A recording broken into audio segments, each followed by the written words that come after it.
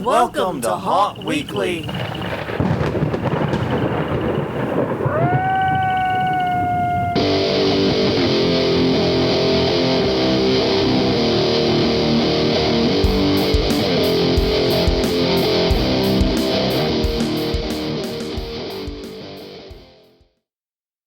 Hello, everyone. I'm Jonathan. I'm Crystal. And this is Haunt Weekly, a weekly podcast for the haunted attraction entertainment community. Whether you're an actor, owner, or just plain aficionado, we aim to be a podcast for you. And we return to you this week to talk about themes. Mm-hmm. Namely, 80s movie theme, TV show theme songs. The best decade for theme songs, really. Let's just be honest with ourselves. Okay.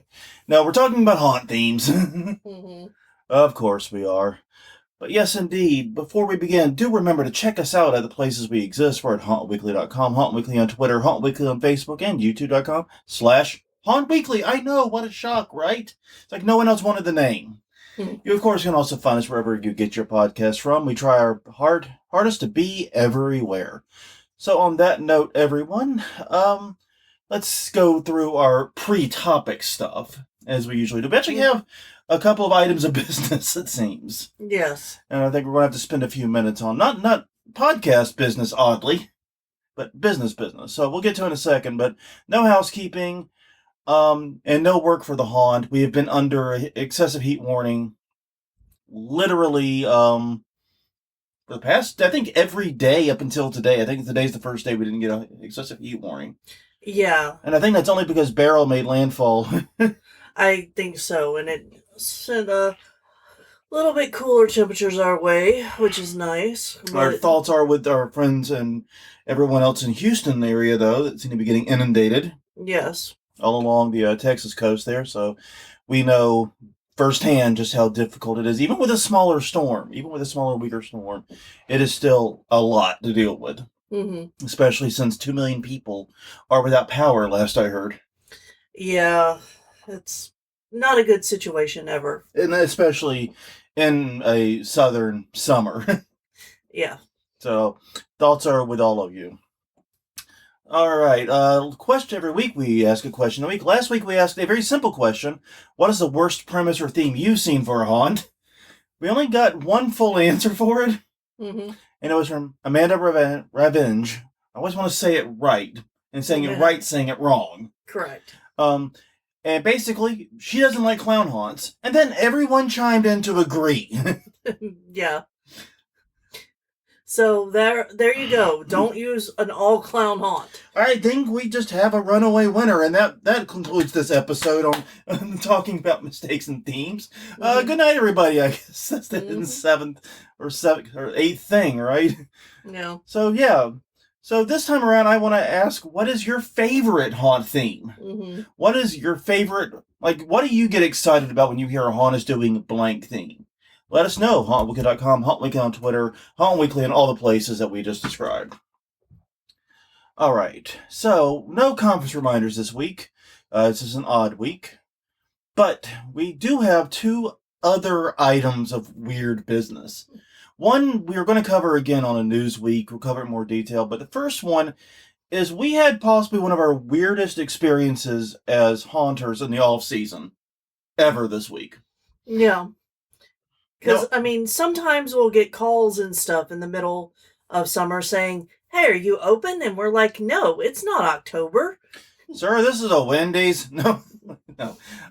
Yeah, but we get like at least one call per month. Is y'all's haunt open? It's January. What the fuck? Mm-hmm. Like, look, I'm all for year-round haunting, but that's the special, not the. Mm-hmm. We even get calls in the dead of summer when like nothing is open. Yeah. For tourists in the city. Like the city really does kind of go to sleep in summer. And I was reading on Our New Orleans. Some of the bartenders were talking about how their weekly orders are down by over half. Yeah. There aren't tourists. The locals think it's too fucking hot to go out. Yeah. Who's going to goddamn bars? Well, apparently us. But no. Only because the bar has better air conditioning than we do. Some days. That is just the truth, okay? Man. But anyway, we also get phone calls. We also get mail for Bernie Baxter all the time. which is kind of weird. Most of it is just clearly spammy, garbagey stuff, Yeah. where they clearly like hoovered up all the quote-unquote businesses in the New Orleans area. Yeah, which is weird because we've made it very clear we are not a business and have tried to keep it that way. Yes, but Google has us listed as a business in Google Maps. Mm-hmm. And I'm pretty sure that's where that is getting hoovered from. Yeah. So, nothing I can do about that realistically. But anyways, all that stuff's easy to spot. Because we get, it's obviously just junk mail and you can just throw it away. But this week we got something very different, which was we got a handwritten large envelope, like a manila-sized envelope. Right. With a handwritten address and no return address. Yes, it was very weird because we saw it coming in the. I didn't see it in any form delivered. I thought you said it was in there. I did. It wasn't in there. Sorry, I thought I said it wasn't because it's too big to be scanned. But regardless, we got it, and it was like, what? You okay? Yeah. Oh, okay, sorry.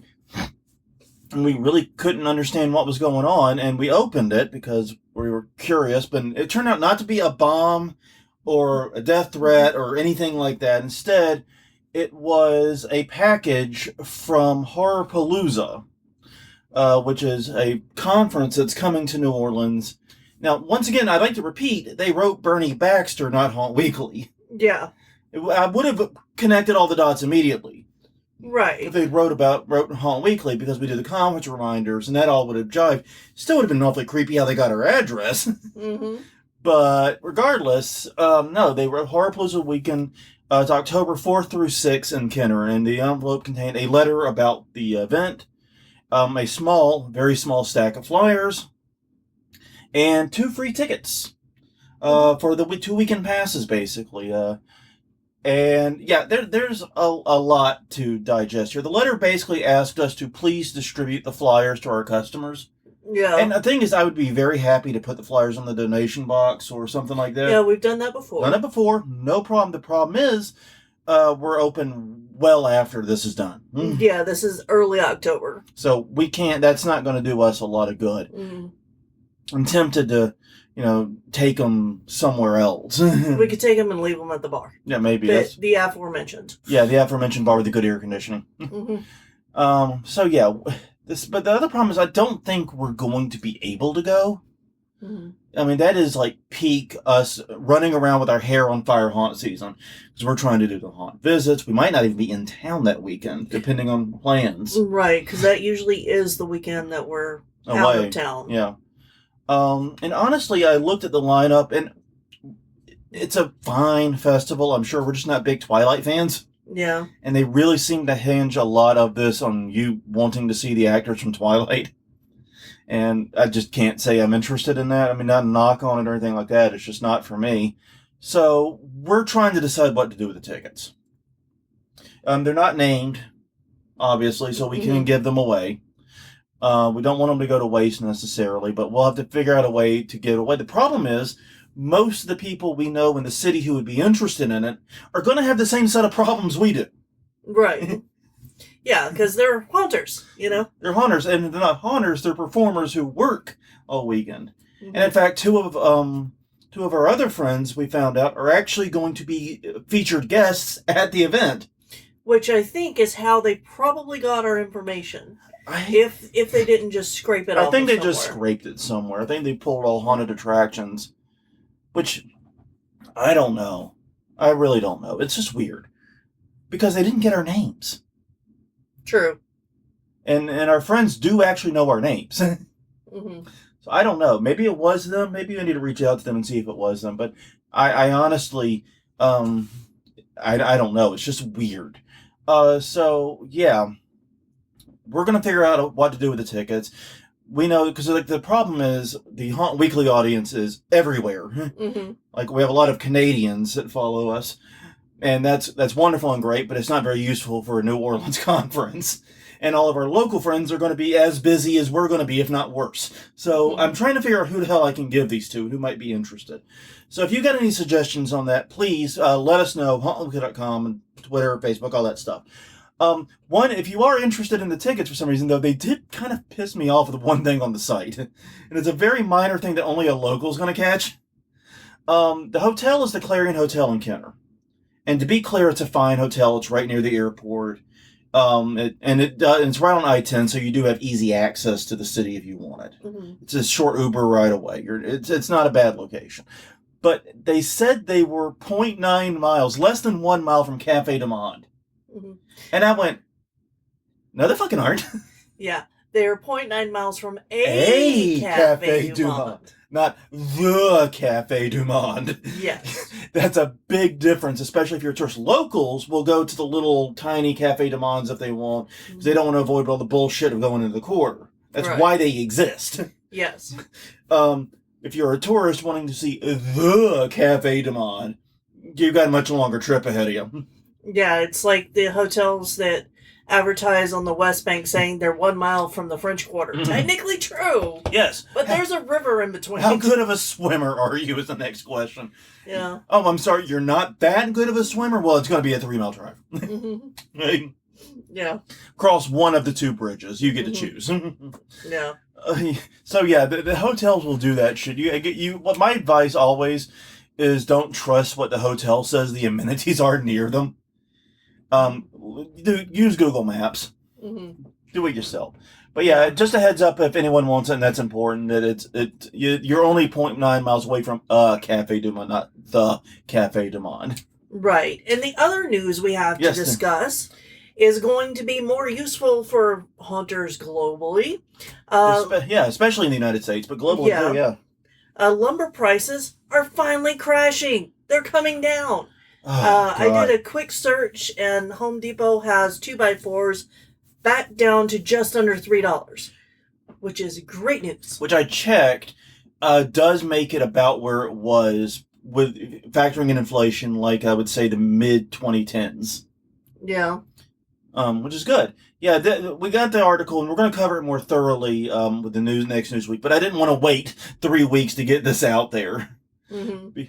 Because that's why I wanted to include this in the notes. Yeah, in May 2021, lumber prices peaked to $1,600 per 1,000 board feet, where historically it had been, between $400 and $600. Mm-hmm. And now it is down to less than 400. So it has cratered to the point, and that cratering has now finally reached the retail market too, it seems. Yeah. So I know and I know many others, put off some builds and some projects. Yeah. Now might be the time. Well, I am glad to hear it because, we just took down all of that board that we're going to replace with plywood. Yeah. Actual plywood. Yeah. The last of the OSB is down. Yes. And so we... Rest in pieces. Yeah, really. Sorry.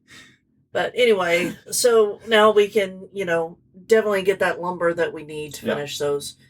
I'm tempted, while it's this low, to just do a wood buy. Yeah. Maybe make that our haunt project for next weekend. Yeah. Go buy some 2x4s and some plywood and some. I think we'll also get some extra outdoor lumber. Yes. Because outdoor lumber prices have also fallen. Yeah. And our queue line's looking like it needs a few pieces replaced. Yeah, it's looking a little grungy, I got to admit. Some of it may be just needing a good scrubbing. Yeah. We haven't. But anyway, we haven't done our pressure wash of it and the house yet. Yeah, and we haven't done the anti-moss treatment. Mold. Anti-mold and moss and plant matter treatment.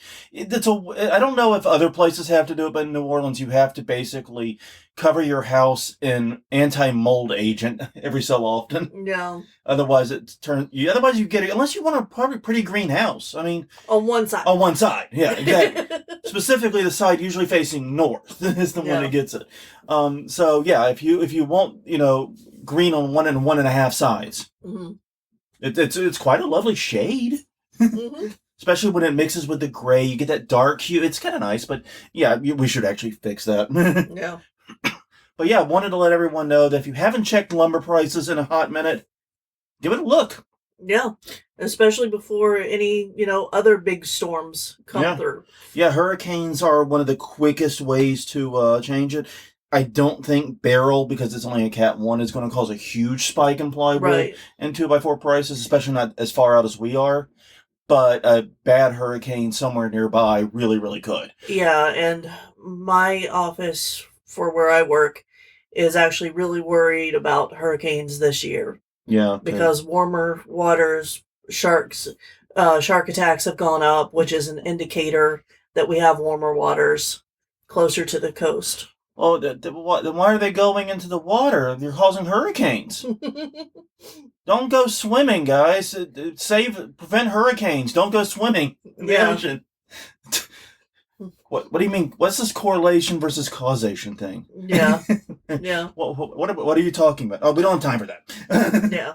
But anyways, so on to the main topic this week. After all that debauchery and tomfoolery, haunts have begun announcing their themes, or at least starting to think about it, hopefully.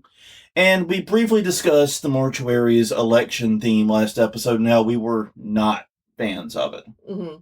Right. Won't go through all of that again. No. But it's not a theme that we like. So we wanted to talk about themes more broadly and some of the more common mistakes that haunts make when establishing a theme. And honestly, right now is probably too late to be establishing a theme for 2024. Yeah. Great time for 2025, though. Yeah, if you're planning your next few, these are some things to think about. Yeah, probably a little too late in the game for 2024 unless you're really gonna, cook on the marketing and everything else right now. But because, as you'll talk about in a minute, a lot goes into this. So, yeah, basically we're going to look at what a theme is, what are some of the common mistakes we see made, and how to fix and address those mistakes. So, the first issue is, what is a theme? Yeah. A theme's not a story. No. It's more fundamental to the story. It's about the aesthetic and the feel of the place throughout. Yeah. So that it gives it a cohesiveness that a story doesn't always get, because you can't always convey a story as well as you can a theme. Yeah. Like a good example of the difference between story and theme is we are doing a steampunk theme inside the haunt. But the story is going to be about a mad tinkerer who was trying to meld humans and trying to create automatons using humans, basically. Yeah. And so the theme will be steampunk. There's gluing gears on it, call it steampunk theme. The aesthetic, the style, everything will be steampunk. The story is about this mad tinkerer. The theme is what you convey purely visually. Right. You don't need any words. You don't need any characters. If I just went through your haunt with no actors, I should know what the theme is. Yeah. You should be able to convey that 100% with just your surroundings and your aesthetic. But it should feed into that aesthetic at every level, from the colors you choose to the decorations you use, the lighting you use. I have a feeling we're going to need to get our hands on some fake Edison bulbs. Probably, yeah. Things like that. It plays into literally every aspect of your haunt design, and also your costume design, the way that your actors operate, any inflections they'll have in their voices, their characters, and so forth. But it's a very fundamental thing it's basically the foundation for the story, is the way I've always viewed it. Because basically, we've got like this pyramid where you need everyone to get your theme. You need everyone to get your aesthetic and what you're going for. But then hopefully on top of that, you can layer a story, and then you can layer nuance and more onto that story as you go up. Yeah. But you need that foundation of theme, because that's what's going to tie into your advertising, your marketing, and everything. I mean, even if you do a different name each year, it's going to tie into your name. Right. In fact, your theme largely is that name. So yeah. Basically, this is, and the key thing about it, and remember, is that it is something that flows through everything that represents your haunt. It flows through from your website, your marketing, any public relations that you're doing. It flows into your haunt design, your costume design, your characters, your story. Everything flows from the theme. And that's one of the reasons why when we first start talking about what we want to do next year, we don't start the conversation with, I want to do a character that does this. No. We start with, no, we want this theme. Let's get a theme and a design in mind, And then let's stick a character in there. Yeah, occasionally we will get a story idea first. Yeah. And then the theming goes around the story. But it all works together. Yeah. Yeah, the theme is, like I said, it should be very quick to understand, even if you have no concept of the story. Yeah. And that theme should feel familiar to anyone who looked at your ads, who got your flyers. Right, and that's one of the reasons why using stock photography and stock video that doesn't have anything to do with your haunt is so difficult, because if I don't see it reflected in your haunt, then I'm going to be disappointed. Yeah. Because part of the reason that it grabbed me to go there, other than, we just go to all of them. Yeah. Is that I liked the look of it. I liked the feel of it. I wanted to see that character. I wanted to see that aesthetic. I wanted to see that. And and like you said, if it doesn't appear there, or especially even if it doesn't feed the whole way through, and you know what I mean, inspire everything going through, then it's going to be a letdown. Mm-hmm. It's really that simple. So your theme informs your story, your marketing, everything. And I get it. It's kind of ethereal, but it is also, I think you understand at the same time. So the first and probably the most common mistake we actually see is making your theme like every other haunt. Yeah. I'm a haunt. I'm scary.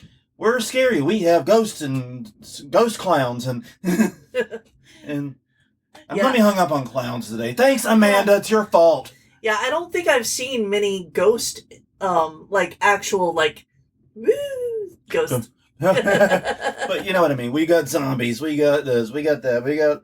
We got scary stuff. Ooh, we're a haunt. Yeah. Basically, making it so that your theme is exactly like every other haunt, especially in the area. Yeah, that's one of the interesting things that I like to see whenever we do our haunt trips that are afar. Mm-hmm. It's just, what did everybody in this area glom onto? Yeah. Because it's there.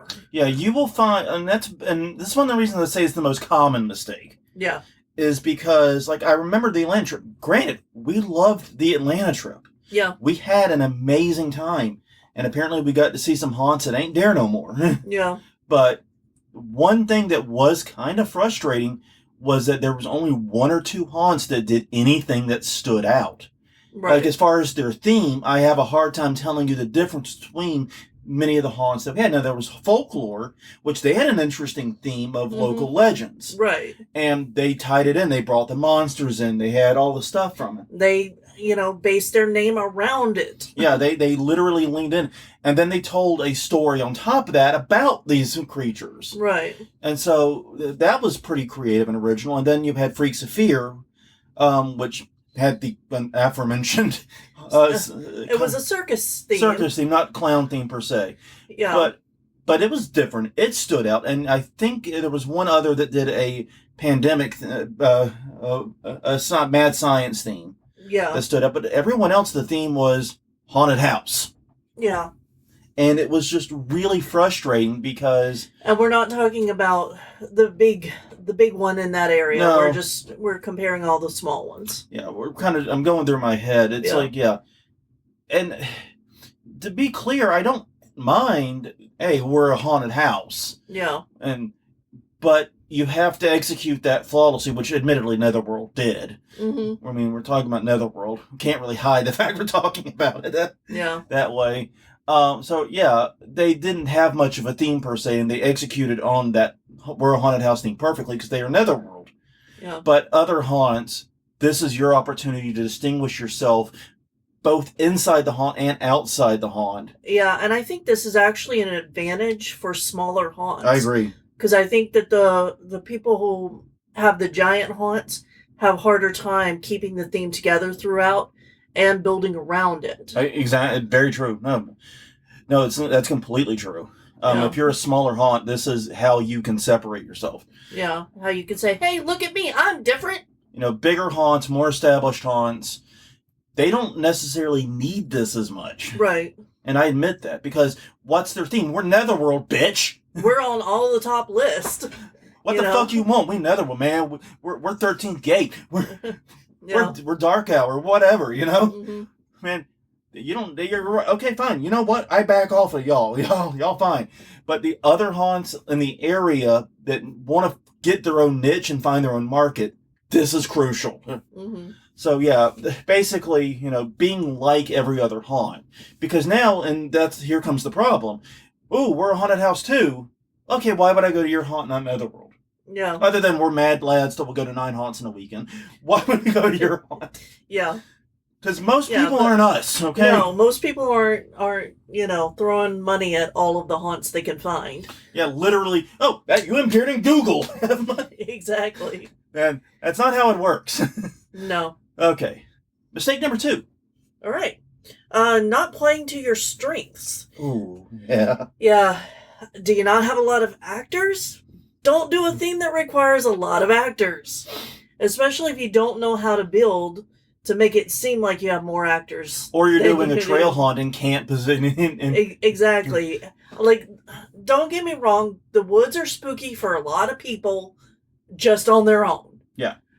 And it does build anticipation between scenes, but it also can get really boring. Yeah. If you're used to being in the woods. Going between scenes if you don't have enough actors to do it. So yeah, as you put in, no 13 Ghost of Scooby-Doo BS. Yeah, don't do that if you don't have the 13 Ghosts ready to go. Yeah. Yeah, don't do any aesthetic. Don't do anything like that. Go ahead. Yeah, and if you're not good at pneumatics, maybe steampunk theme isn't for you. Lean more into your props. And I know it's ironic because we are doing steampunk and we're not good at pneumatics, but we also are leaning into failed steampunk.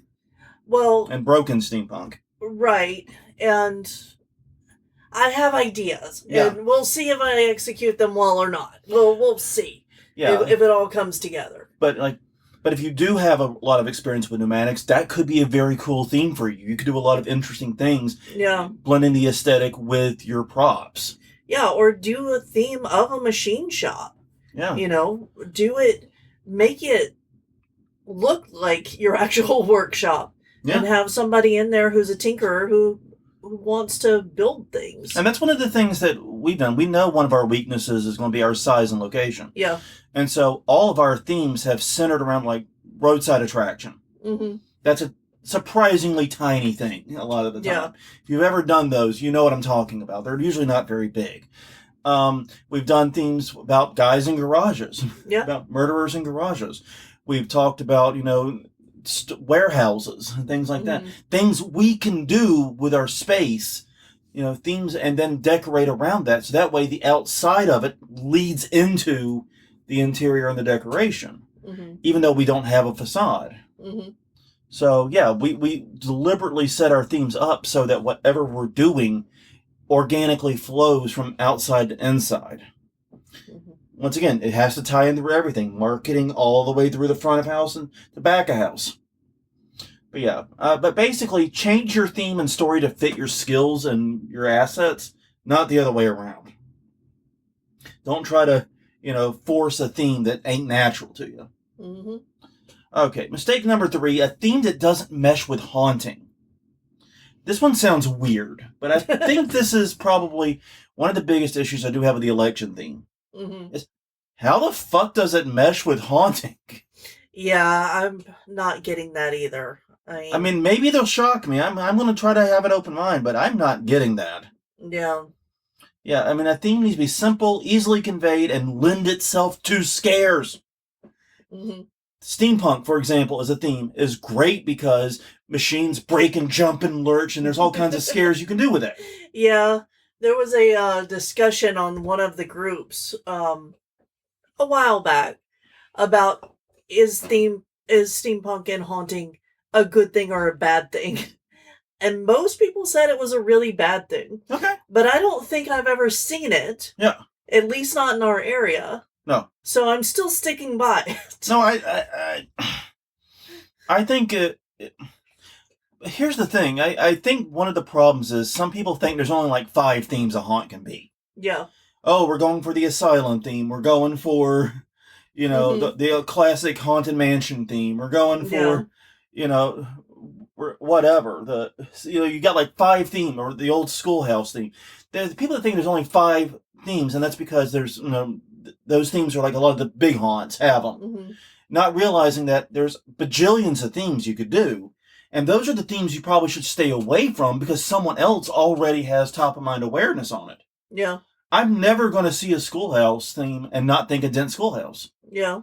Sorry, never going to happen. I mean, I've never even been to Dent Schoolhouse yet. No. But I'm going to think about it first. No. So, yeah, but there's some out there that think there's like 5 themes you can do with a haunt safely, and that's it. And that is not true. Not true at all. And that's one of the things I love about our tiny little haunt is it frees us up to experiment with these themes. We've had themes that ended up being duds. Yeah. Be clear, our spider theme. The spider theme did not pan out well. No, it didn't. That was a classic. We were playing to our strength that year. And our strength that year was we literally bought like a bunch of clearance spider shit. Yes, and then we had to work it back into the theme and the story that we had already come up with. Yeah. Because that's the thing, is that we tried to shoehorn that in. Yeah, it didn't happen organically. Work. Yeah. Yeah, it was rough. It didn't work out well. That was a mistake learned. And that's one of the reasons why theming now is probably A, too late, and B, it's about as late far back as you want to go, because otherwise you've got to work in reverse, which sucks. So, yeah. I guess that's mistake 7 right there. Don't try to shoehorn it in too late. Yeah. And don't go based on what's on sale that year. I mean, well, we were like super broke then and trying to make it work in our defense.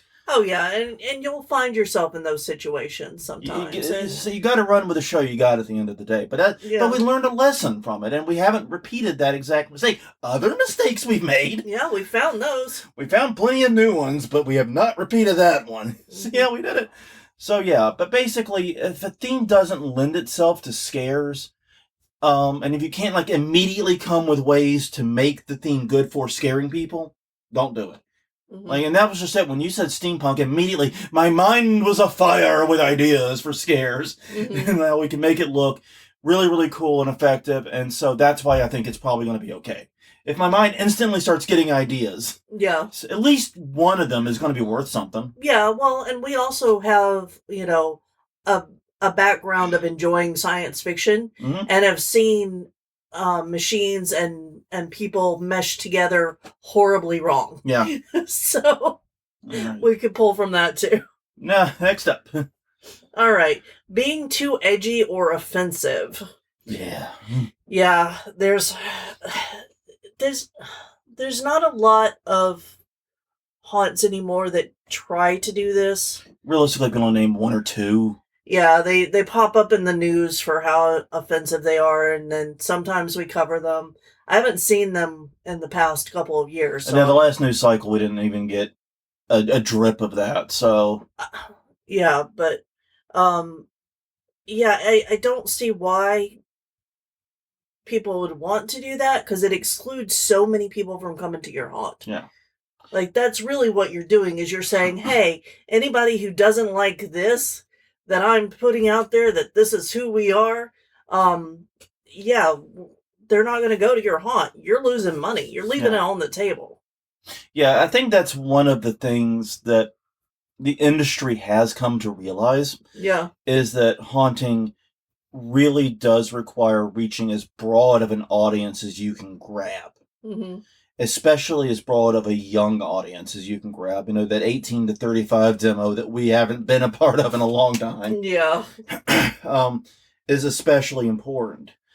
Because, you need to sell a shit ton of tickets in a very little amount of time to have any shot at making haunting profitable, or even break even. That's rough. Yeah. And you can't do that when you, like you said, you exclude a significant part of your audience, either by being so edgy that now we can't have kids under a certain age come through. I mean, or offending certain groups of people. Now, and the thing is, like, House of Shock comes to mind. House of Shock had great success for being edgy. Yes. But they really weren't that edgy at the end of the day. Well, not at the end, but they were at the beginning. Yeah. And so I think that's also something to keep in mind, is that what you think of as edgy whenever you start out and what you build your reputation on may not be so edgy a few years down the road. Or it could go the other way and the boundaries could move. Yeah. And now you could find yourself way too edgy, going way too hard. Yeah. By repeating it. So, yeah, I mean, you've got to be cognizant of how the boundaries on this are moving, because you're trying to ride a thin line here of being edgy enough to get attention and recognition for it and stand out for it, but not turn away a significant chunk of your customers. That's a thin balance, and I ain't got the skill to do it, so I'm just going to encourage you not to either. Yeah. How's that? Sounds good. Mistake number 5, using other people's IP. I am proud of myself for doing these show notes and waiting until the 5th point to bring up IP. Okay, so how long was it into our episodes? Oh, God, that's before right. you did the copyright? Yeah, I think I had done the exact talk at HauntCon 3 times. Yeah. We did it here. Yeah. Oh, man. You're 100%. It's just like, of course I've already talked about that. But that's just it. I had assumed that much. I mean, yeah. We were 200 plus episodes in. Mm-hmm. How could we not have talked about it by this point? Exactly. Fun fact, no. But anyways, look, technically, like I said, a theme is not a story, and IP centers more around stories. But if you wanted to do like a theme like we're doing... well, a theme like a movie house theme. Yeah. And instead of going back and getting public domain movies, you got all of the latest, greatest movies and put all of their posters, onto your merchandise. Well, that just kills it. Well, and I've seen haunts do things like... we're a Stranger Things theme. We're not telling the Stranger Things story, right, but we're clearly aping the aesthetic and the design and moving a lot of the things from the upside down in here and all that. Yeah. I've seen that. Yeah. And that's really frustrating too. And in fact, with that year it came out, the new It. Yeah. Dear Jesus Christ, how many people had clown themes that were towing right up to that line. Yeah, or people bought the actual, It props that were so big at Transworld, and they put them into haunts without thinking, how does this fit with my theme? Yeah, they did the opposite. They didn't theme it around it. They just stuck it into random bullshit. Exactly.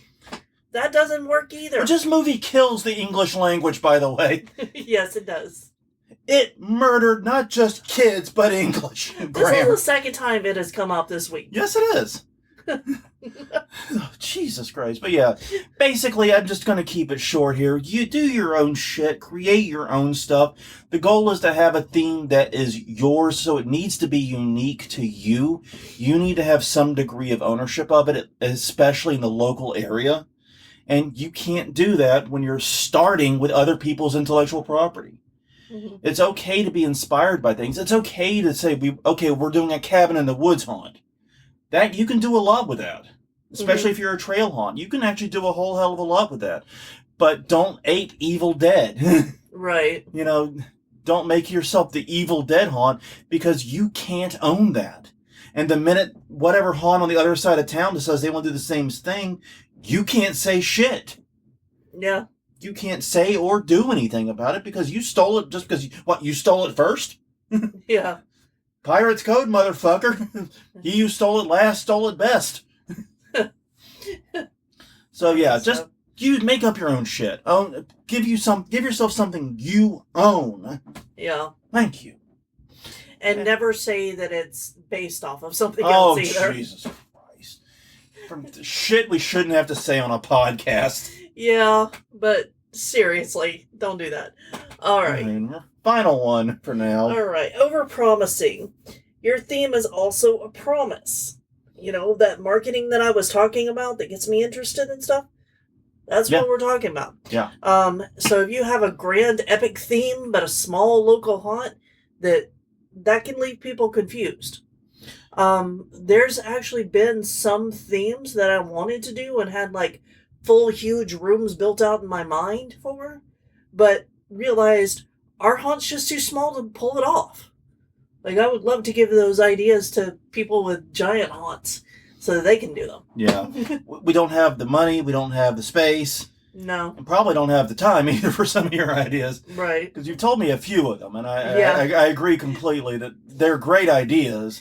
You're among the best you've had, but we can't do that in a 25 by 25 garage with 10-foot ceilings. Yeah, it's just not going to work. Not going to happen. Yeah. So no. So know your limitations. Yeah, and this has been like really frustrating for me because like one haunt, and we've talked about it before. They're the closest thing they had to a theme, other than they had an obvious theme staring at them in the face, but they didn't do it. But the only thing that had close to theme was we're the largest haunt on the Gulf Coast. Mm-hmm. Less than 10-minute walkthrough. Yeah, they talked endlessly about how big they were, and in all their marketing and promotion, they highlighted how big they were through their visual aesthetic. Yeah, and I think everybody knows who you're talking about because, they backed off of it, luckily. It was Terror on the Coast.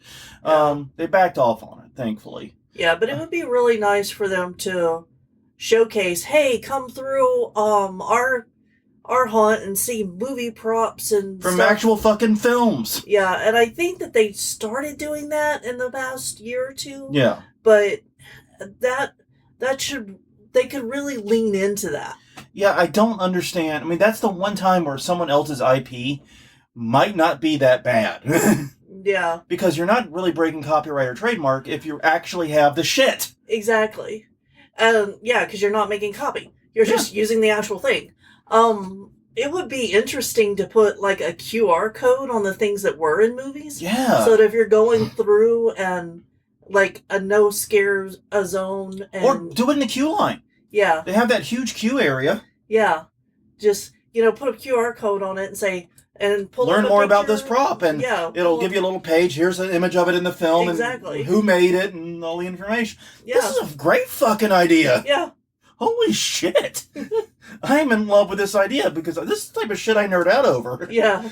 That's fucking great, especially like I said, the queue line, because they're famous for having really long queues. Yeah. Just stick a few of those in there to help keep people entertained. Yeah, and I mean, it can even be things within it so that people know to look for it, and then you've got them looking for something and thinking about something else other than being scared, and that plays into distraction.